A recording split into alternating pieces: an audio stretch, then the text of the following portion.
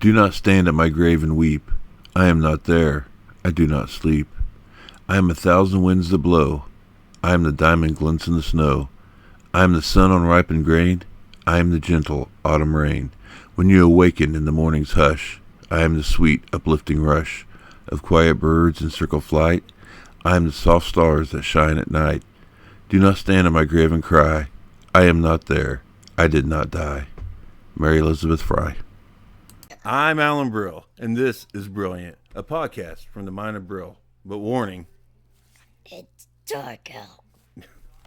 A special thanks to my god-grandson Emmett there for lending his voice talents at the intro. Good job, buddy. You nailed it.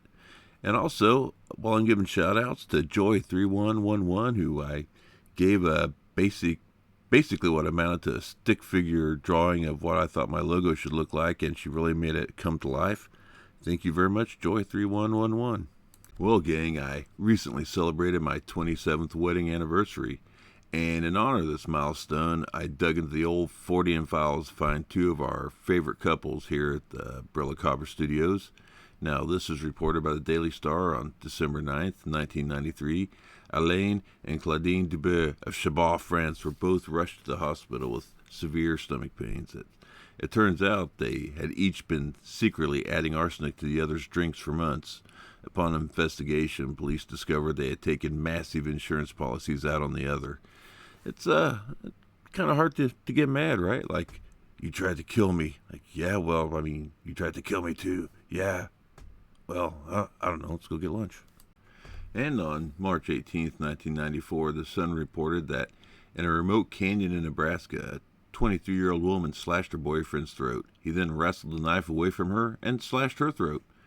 They then just crawled back to their van, smoked some dope, and waited to die. A passing logger found them stoned and bleeding and rushed into the hospital in Brewer, where the aptly named Sheriff Jim Weed intended to issue assault charges because this is not their first domestic dispute. I don't know, they sound like a fun couple to me, rooting for those crazy kids. This week on Brilliant, we're going to look at funerary customs in America, how we got to where we are with an eye towards where we might be headed in the future and our treatment and honor of our dead. And in order to see how we got to where we are today, we're going to go back to the 6th century. The Catholic Church decreed that burials must be performed only in consecrated churchyard or cathedral grounds. So it's all about location. The dead were buried without coffin, without any eye towards preservation, anything. Basically, just dug a hole, put your carcass in there long enough for the worms and the maggots and the critters to go about their grisly job. And then your bones were removed to make room for the new arrivals who are always coming in, and your bones were then placed in a charnel house. Charnel house was just a big shed to store bones in. It's to keep you on consecrated grounds, but you could fit more in there. And actually, in some parts of Europe, they still use charnel houses. So not much pomp, not much circumstance. Really pretty utilitarian the way they handled things back then. Now, the rise of Protestantism and the creation of the Church of England by King Henry VIII, I am, it played a major role in the transformation of European burials. See, the new church, it barred the English elite from just buying indulgences, so now they needed a new get-out-of-hell-free card.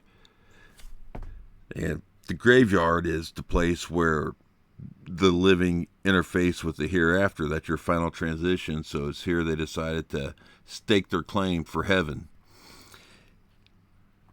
Now, they had these ornate funeral processions that was basically an advertisement of their good deeds here on earth to the powers that might be watching from on high. And they used gravestones so that their memory, but more importantly, the status of the well-to-do, it could be preserved. They began to pay more attention to the preservation of their bodies to make it, a little bit easier when the rapture came, which meant that they started to use coffins that became more prevalent. And now the customs of the rich, they slowly trickled down to the average man. And by the early 17th century, no English burial was considered proper unless it included a coffin. So that's when coffins really start to come on the scene. So now you got grave markers, you got coffins, you got people concerned with their preservation, and all this is well and good, but you still had to be buried in a consecrated churchyard or in a cathedral. So by the late 1700s, King Louis the 16th, he had a grave problem. See what I did there? Anyway, Paris's burial grounds had just become so full that people's remains started spilling out. During that era, the French in particular, and just the Europeans in general, they weren't very sentimental about their loved ones' remains so long as they were placed on sacred ground. Again, location, location, location. Now, the rich folk, in order to save a couple of steps on the unwashed masses, they would pay extra to the church to actually be interred in the church, in the basement. If they had a basement, if they didn't have a basement, they would just pay to be put in underneath the floorboards. Now, you cannot cover up the stench of that many decaying corpses in that small of a space. You ever had a mouse die in your wall? Yeah, well, it's that times a million.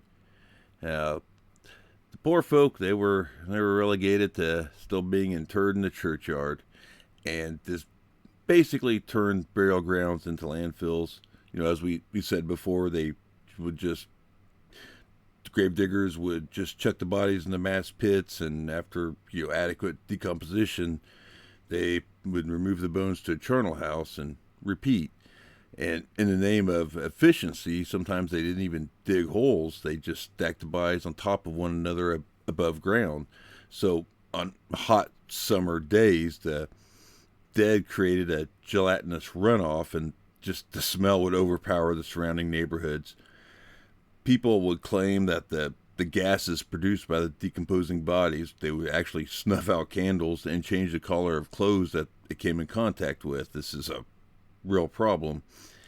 And in 1780, the spring in Paris came in with just a series of devastating torrential downpours that really softened up the ground, and an avalanche of dead from the Holy Innocents graveyard came bursting through a neighbor's cellar, just filling it up with these carcasses.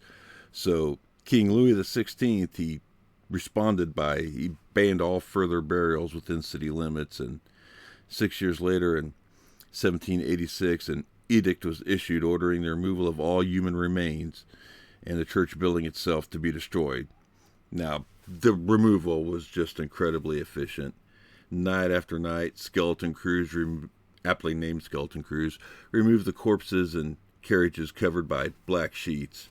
Chanting priests chailed the carriages, burning incense, and the remains' final destination was this vast network of limestone tunnels beneath the city, which of course became known as the Paris catacombs. Usable fat from the still decaying bodies was turned into soap and candle wax, while fires burned constantly to try and purify the air. When Napoleon came into power in 1799, he ordered 4 new cemeteries to be constructed on the outskirts of the city, each marking a different point of the compass. And in the early 1800s, cities in the United States were dealing with the same problem of overcrowded graveyards. So burial customs here inevitably changed. There's a lot of meat on the bone, so to say. There's a lot of left to say here. But I'm starting to go down the road to the evolution of cemeteries and graveyards, and that I'm saving for a future episode I'm going to do on boneyards. Tonight, I'm talking about our funerary customs. Now, death, it used to be a private thing handled by family members. They would wash and prepare the body for burial. The remains of their loved one would be displayed in a front parlor known as a death room, and mourners would visit the home and pay respects. Mirrors were covered and windows were opened ostensibly so that the spirit of the individual would not be trapped in the house, but practically speaking, you'd open the windows because of the smell, right? Anyway, a local carpenter would construct a simple wooden coffin, and within 48 hours, the body would be carried by friends and family to the local graveyard. So, what precipitated the change from taking care of our dead ourselves to outsourcing it to funeral homes? Well, practicality, of course, as we've seen, has dictated everything else. Well, that and, the American Civil War. 24-year-old Colonel Elmer Ellsworth would change everything. He was the first Union officer killed in the American Civil War. In May of 1861, he climbed to the roof of an inn in just newly Union occupied Virginia to remove a Confederate flag. Now, while climbing down from said task, the innkeeper shot and killed him dead. Now, news of this killing just spread across the nation, and a mournful but opportunistic Lincoln used the loss to stoke public support for the war. He ordered the body to lay in state at the White House, then to be transported with much fanfare for viewing at Ellsworth's home city in New York, stopping along the way so people could view the body, sort of a tour of the East Coast, I guess. At this time, a surgeon named Thomas Holmes had been experimenting with embalming cadavers to preserve them for medical research. At this point in American history, bodies weren't embalmed, they were just buried as quickly as possible, and Holmes offered his services to President Lincoln to preserve the body of Elmer for the tour, and Lincoln accepted. By all accounts, the embalming was a success. Soon, families began to want to bring the bodies of their fallen heroes home for burial, and President Lincoln commissioned Holmes to teach and train a legion of embalming surgeons. They set up embalming stations for the Union dead, and the government paid embalmers a $30 fee to preserve an enlisted soldier and $80 for an officer to get the Ellsworth treatment. And a flash embalming industry emerged with freelance embalmers of various skills and scruples, stalking the battlefields even before engagements had ended. They would set up tents and pre-charge some of the soldiers to be first in line should their services be needed. And some of these guys, they would even embalm the bodies without the family's permission, and then basically hold the bodies hostage until their fees were paid by helpless loved ones. Holmes, the rock star embalmist, he even opened a pair of shops in Washington, D.C., where he would hang the preserved bodies of unknown soldiers in the front window to display his skill and his handiwork. And this is according to the Museum of Civil War Medicine. You talk about a grisly window display. Yikers. Now, when the hostilities ended, there was still this industry of full-service professionals that had arisen to build and sell coffins and embalm and prepare the dead, and they had to find new customers somewhere in order to stay in business, and business was very good. So undertakers began to promote the idea that all people should be embalmed after death. This way, mourners could come from greater distances to view the body. And they established parlors outside of the home where funerals could be held, so a corpse wouldn't have to sit idly in the family's death room stinking up the joint. They changed the name and the look of the coffin. Coffin comes from the old French word coffin, meaning basket. And, okay, the coffins are the hexagonally shaped ones that are wider at the shoulders and narrower at the head and feet, like you see in the westerns or the old-timey vampire movies. They changed that to casket, which are just rectangular shape, and they no longer reminded people of the human body that they contained. Casket arose in England in the 1600s to refer to a jewelry box until the 19th century American funeral industry appropriated it, and in 1895 the name undertaker was changed to mortician, and finally it morphed to the term we use today, funeral director. Almost overnight, the act of displaying a loved one at home was out. In a 1910 Ladies' Home Journal article, they recommended that people start calling the old death room in their home by a new and more pleasant-sounding name, the living room. And that, in the proverbial nutshell, is the evolution of funerary customs in America and how we have gotten to where we are today. But Of course, all things continue to evolve and to grow and to change, and this is now the first time in American history that more people are choosing to be cremated than buried. And naturally, all this has got me thinking about my my own funeral when I shuffle off this mortal coil, and it's certainly an uncomfortable and never a pleasant topic to think about, but it is an important one, and I had a few questions. So I went to my local funeral director, and he was kind enough to answer me. Number one, I want to know, could you still be buried in your backyard? Turns out, no. No, you cannot. In order to establish a cemetery, the land must be deeded to the county and a trust fund set up to pay for future maintenance. Another thing is, I don't want to be embalmed. I'd rather be broken down and my nutrients return to the earth rather than just become a bag of poison in the ground, just a toxic thing, not good for the world that sprung me. Now, I get it if you do, if the preservation means something to you, and I totally get that. I'm just saying it's not for me, so I wondered, do people still have to be embalmed? The answer is no, you do not have to be embalmed unless there's a viewing. Which brings me to another way that our burial customs are once again changing with the popularity growing now of the green burial. Now, what is a green burial? Well, here are a few characteristics. It forgoes toxic embalming. It does away with vaults. It chooses biodegradable containers, caskets, shrouds, and urns. It discontinues the use of herbicides, pesticides, and fertilizers, and encourages sustainable management practices. You may use GPS units or non-native stone markers to mark grave sites, and of course, it'll support land conservation efforts. Um, totally down with having a headstone still. I mean, you can do the GPS thing too if you want, but yeah, I want a little headstone there to memorialize my life and give people something to visit. Or a tree. That'd be cool. That's a thing you can do now too in some cemeteries.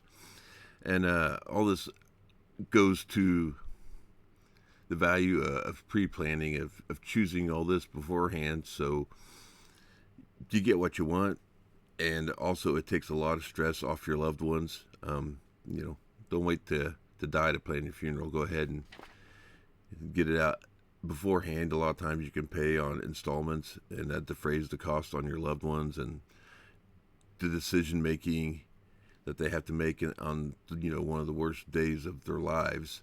And what we can do to make it easier for those who survive us is really the most important thing. And there you go. There you have it, folks. The bulk of the material I got for the funerary customs portion of this show was from the book Over My Dead Body, Unearthing the Hidden History of America's Cemeteries by Greg Melville, and this book is fantastic. He not only gives you, the background on cemeteries, graveyards, funeral customs, but he explores these graveyards, and in doing so, reveals what they indicate about American history, and our history is told through these graveyards. It is an absolutely fantastic book. You can get it on Amazon. I couldn't more highly recommend it. One of my tops. Check it out, please. And we have Charlie calling in from the Sunflower State of Kansas with a story to share for us tonight. Welcome to the show, Charlie. Thank you for having me. A pleasure. So, yeah, what kind of question do you have for me? I mean, I think I heard you've had a ghostly experience in a building that was once a funeral parlor. Yeah, so let me start to give the groundwork for it. So I work for a federal agency, and I go to a lot of small towns. I mean, there's like these rural communities that's been around, forever. I mean, some of these towns are just basically, going down to like 50 population of that sort.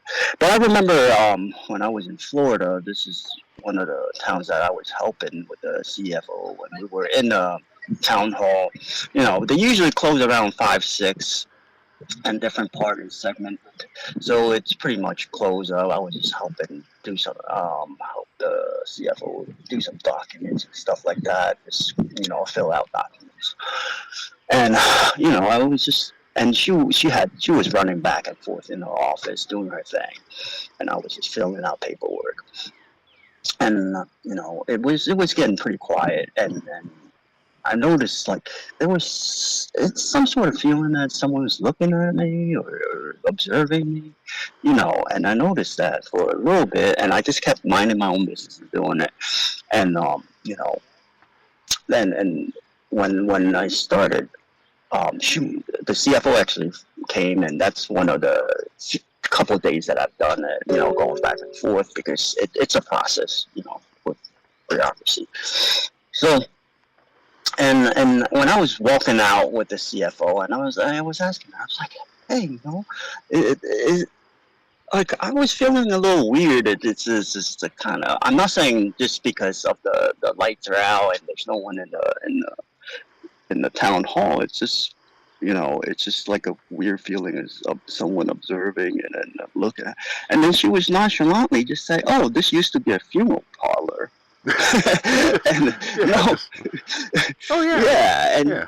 Joint's haunted, sure. and yeah, and it's like one of the oldest town in the U.S. incorporated.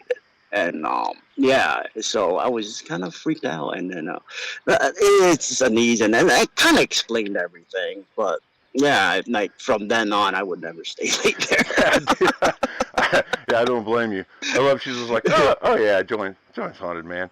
I also like picturing Yeah, just the ghost because he's bored. He's got nothing to do. It's a small town, just like looking over your shoulder, like, yeah, you got to carry the one there, buddy.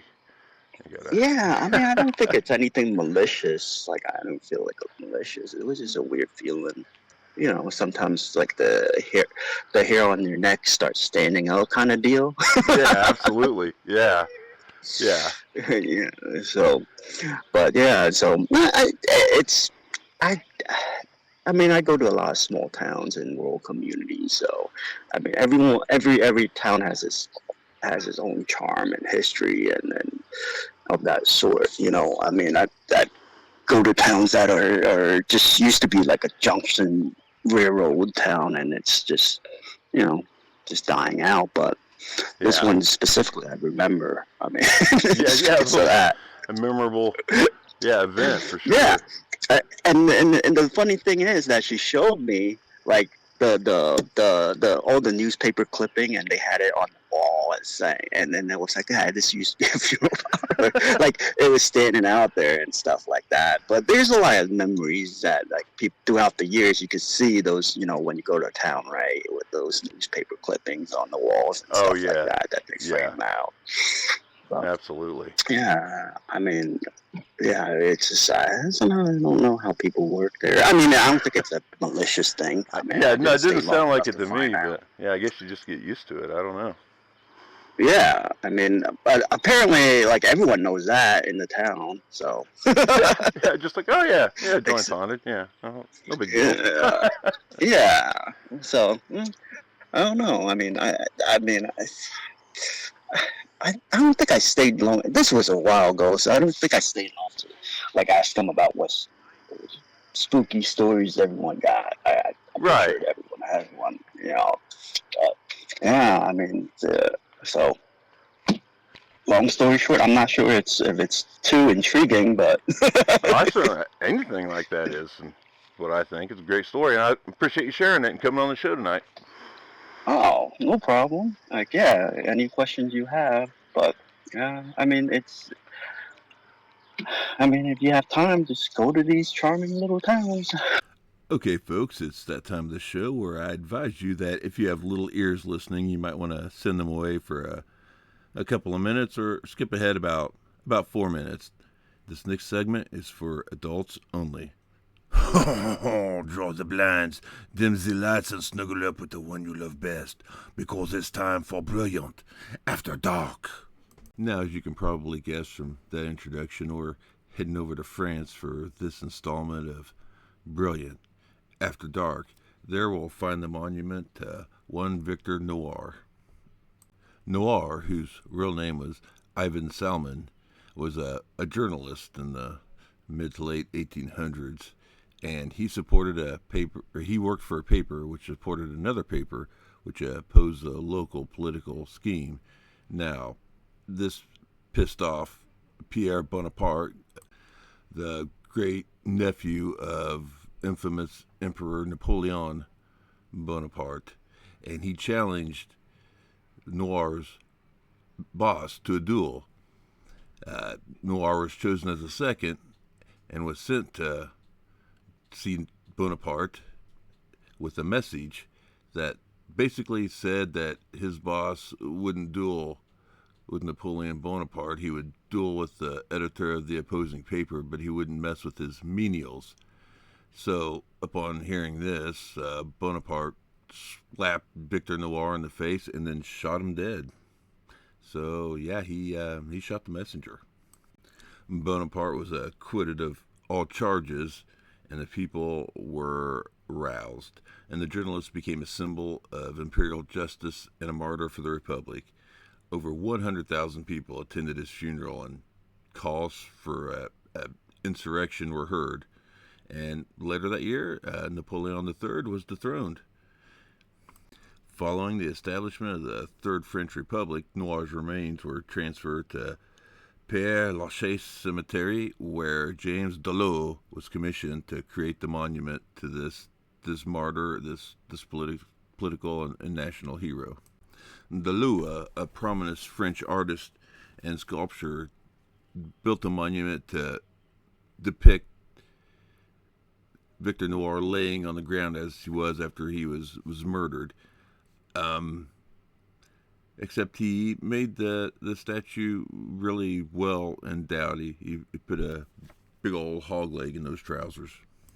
And somewhere down the line, it became a superstition that if you were to touch this protuberance or various other acts, then you would be more fertile or just have a blissful sex life for a year. And if you look at the pictures of the statue, it is shiny and discolored on the tips of his toes, his crotch, and his mouth, and they are well eroded away. And so if you Google long enough, you'll see that they're not just touching those areas of the body. Now, this is a national monument to a national treasure made by a renowned artist, and the government grew concerned over the fact that it was being eroded away and constructed 4-foot walls around it to keep people out. And the ladies of France were furious. They threw a giant protest. Prime Minister, tear down this wall.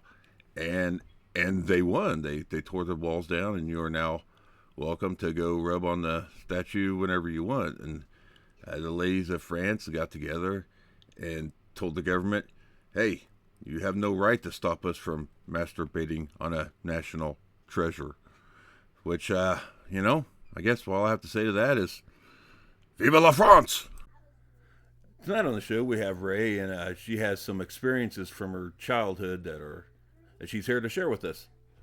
So, whenever I was younger, I can't recall how old I was. Maybe, I think my mom said 7 or 8, somewhere around in there. My grandma had passed away. We had moved into her house when she was sick, and we took care of her and stuff, and she ended up passing in the home. Well, after she passed, I ended up sleeping back where she passed away, and at nighttime, whenever I would lay down and go to sleep, the TV would turn on to westerns, and then every once in a while I would see something standing in the corner. It was all a dark, it was a shadow, basically, but you could tell long hair looking at me. Well, my parents kept thinking I would get up in the middle of the night and watch TV, so I ended up getting my TV taken away for watching westerns that I had no clue about. Granny getting you in trouble. Yeah. Because all little girls like to watch black and white westerns in the middle of the night, right? I had no idea. Did they find out later that? Yeah. So they ended up plugging the TV in their room, and one night it turned to westerns out of the blue, and they didn't think I was so crazy then. Well, hey, thank you very much for sharing these with us, and can't wait to have you back on the program. You're welcome. I'd like to take this time to really thank my 3 guests this evening. Emmett for lending his voice talents there in the intro. Charlie calling in from the Sunflower State to share his tale of the haunted former funeral parlor, and Ray with her story of the TV watching ghost of her grandma. It's these kinds of stories that really powers this show. And also, if you're listening to this on YouTube, you can also listen to it on Amazon Music, Spotify, Apple Music, most of your major podcast platforms. So check me out there if it's more convenient. If you're watching on YouTube, go ahead and give me a like and subscribe. That way you don't miss any of these awesome podcasts when they drop. And you know what, folks? I think you spent enough time on my noggin for 1 week. So as you exit these dark corridors of my mind, I would leave you with this warning. Be careful, because it can get dark out there.